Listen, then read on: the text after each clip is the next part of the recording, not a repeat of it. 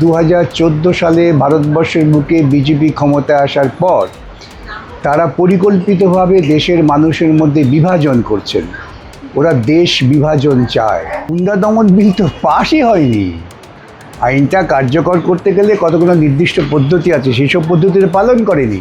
বিজেপির তো ছাত্ররা সব গোমূত্র আর গোবর পরিবেশন করেন, বা সেটা ওরা খেয়ে বেঁচে থাকেন। ওদের আবার এই ছাত্রের কী আছে? যারা ওদের ছাত্র বলে দাবি করছেন তারা আদৌ ছাত্র কিনা আমার সন্দেহ আছে।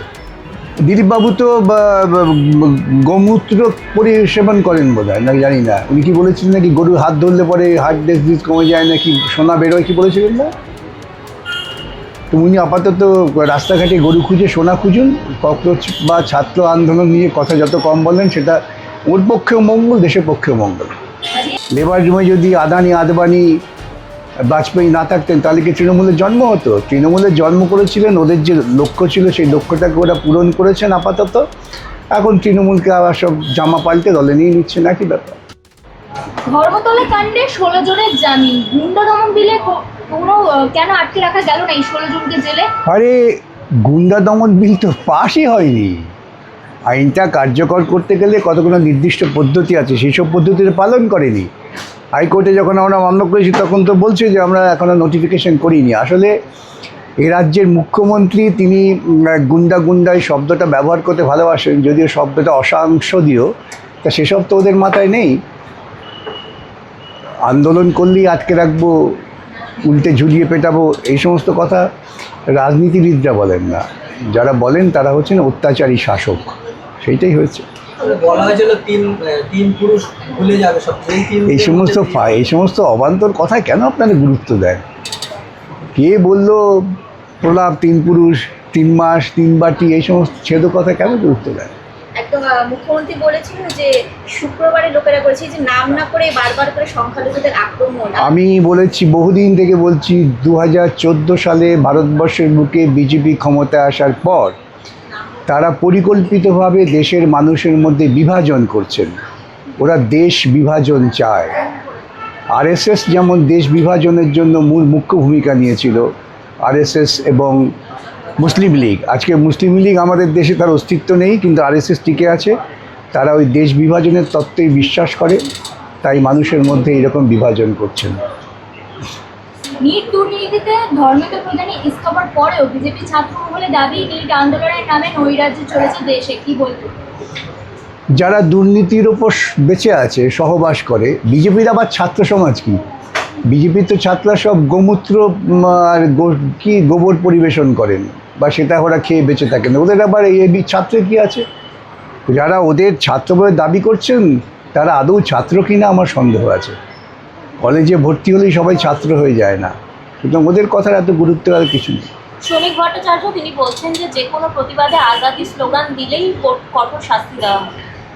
আমি তো সঙ্গেই আমার ফেসবুকে পোস্ট করেছি যে ভুখমারি সে আজাদি, এতে শ্রমিকবাবুর আপত্তি কেন? আমরা বলেছি বেরোজগারি সে আজাদি, আপত্তি কেন? তানাশাহি সে আজাদি, আপত্তি কেন? মনুবাদ সে আজাদি, আপত্তি কেন? এই আপত্তির কারণ বলতে পারছেন না। আসলে ওরা আতঙ্কে আছেন, বাম আদর্শের আতঙ্কে ওরা ভুগছেন। তাই বাম ছাত্ররা নতুন নতুন স্লোগান তৈরি করবেন, সেই স্লোগান শুনলে পরে ওদের খুব মনে আতঙ্ক তৈরি হয়। সমস্ত দেশবাসীদের কংগ্রেসের বিরুদ্ধে আওয়াজ তোলা উচিত, দাবি দিলীপ ঘোষের, কি বলবেন? দিলীপবাবু তো গোমূত্র পরিসেবন করেন বোধ হয়, না জানি না। উনি কি বলেছিলেন নাকি গরুর হাত ধরলে পরে হার্ট ডিজিজ কমে যায়, নাকি সোনা বেরোয়, কি বলেছিলেন না? তো উনি আপাতত রাস্তাঘাটে গরু খুঁজে সোনা খুঁজুন। ককরোচ বা ছাত্র আন্দোলন নিয়ে কথা যত কম বলেন সেটা ওর পক্ষেও মঙ্গল, দেশের পক্ষেও মঙ্গল। আজাদির স্লোগানে আপত্তি বিজেপির, সেই বিজেপির মিছিলেই আজাদির স্লোগান অন্যভাবে, তাহলে কি বিজেপি এবার দেশদ্রোহী? না, বিজেপি তো দেশদ্রোহী, এ নিয়ে কোনো সন্দেহ নেই। এটা আমার স্পষ্ট অভিমত। আমি বহুদিন থেকেই বলছি, তার জন্য আমার অনেক গালাগালি করতে পারে ওরা, আমাকে খুন করারও হুমকি দিচ্ছে, ওদের বিভিন্ন চামড়া ভিডিও করে সে করতে পারে, তাই যায় আসে না। কিন্তু বিজেপি দেশদ্রোহী। দেশ বলতে আমরা যা বুঝি, দেশ বলতে আমরা বুঝি দেশের মানুষ, সাধারণ মানুষ, শ্রমিক, কৃষক, মধ্যবিত্ত, মেহনতি মানুষ। ওরা দেশ বলতে বোঝেন মন্দির আর পুরোহিত, এর বাইরে ওদের কাছে দেশের কোনো কনসেপ্ট নেই। সুতরাং ওরা হচ্ছে প্রকৃতপক্ষে দেশ বিরোধী। আমরা তেরঙ্গা মিছিলে দেখলাম যে সিপিএম এর পতাকাকে পোড়ানো হলো এবং সেখানে থুতু পর্যন্ত ফেলা হলো, কি বলবেন? তো তাতে কী হলো? তাতে অসম্মানিত কে হলো? তেরঙ্গা পতাকা অসম্মানিত হলো। আমি তো বলেছি আমার পোস্টে। ওরা কি জানে? আপনি জিজ্ঞাসা করবেন তো তেরঙ্গা পতাকার গুরুত্বটা কী, তেরঙ্গাটা কেন। আপনি একজন বিজেপি যারা সেদিনকে ওই লাল পতাকা পুড়িয়েছে তাদের ডেকে বলেন, ভাই এই তেরঙ্গাটার মানেটা কী? মাঝখানে একটা অশোক চক্র আছে, এর মানেটা কী? এর মানেটা বোঝো, তারপরে লাল পতাকা হাত দিয়ে। আর কিন্তু সজল ঘোষ তো বলছেন যে যারা লাল ঝান্ডা নিয়ে থাকেন এরা আসলে পাকিস্তানপন্থী। হ্যাঁ, ঠিক কথা তো। আমরা পাকিস্তানপন্থী, আমরা হিন্দুস্তানপন্থী, আমরা চীনপন্থী, আমরা দেশপন্থী, আমরা আন্তর্জাতিক। এই আন্তর্জাতিক বোধটাই ওর নেই। উনি আজকে ওই যে মাইকে বক্তৃতা করছেন, সে মাইক্রোফোনটা আবিষ্কার হলো কোথায়? বেদ উপনিষদে মাইক্রোফোন আবিষ্কার হয়নি। তাহলে ওকে তো ব্যক্তিগত জীবনে আন্তর্জাতিক হতে হচ্ছে। আমরা আন্তর্জাতিক, আমরা সব দেশের মেহনতি মানুষের জন্যে গলা ফাটাই।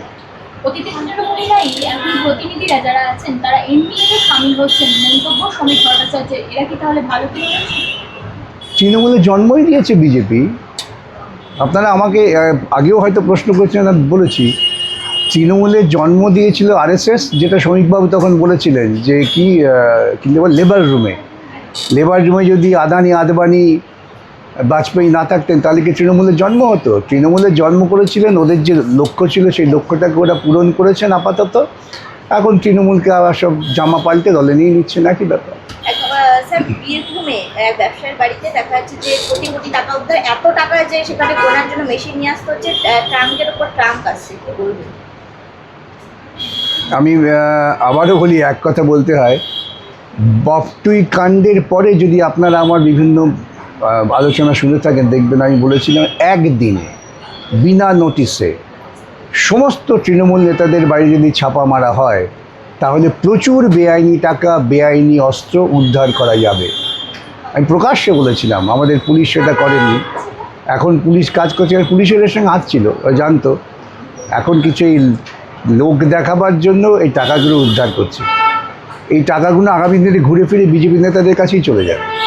একদম আমরা বইটিতে দেখেছিলাম যে রাজ্যে সবথেকে দেশের সবচেয়ে গরিব মুখ্যমন্ত্রী ছিলেন মমতা বন্দ্যোপাধ্যায়, আবার নতুন সমীকরণে দেখা যাচ্ছে যে দেশের সবচেয়ে গরিব মুখ্যমন্ত্রী কিন্তু শুভেন্দু অধিকারী। কেন হবে? তো ওরা তো উপার্জন করতে হয় না, ওদের তো বেআইনি টাকা আছে, বেআইনি টাকাতে হিসেব নেই।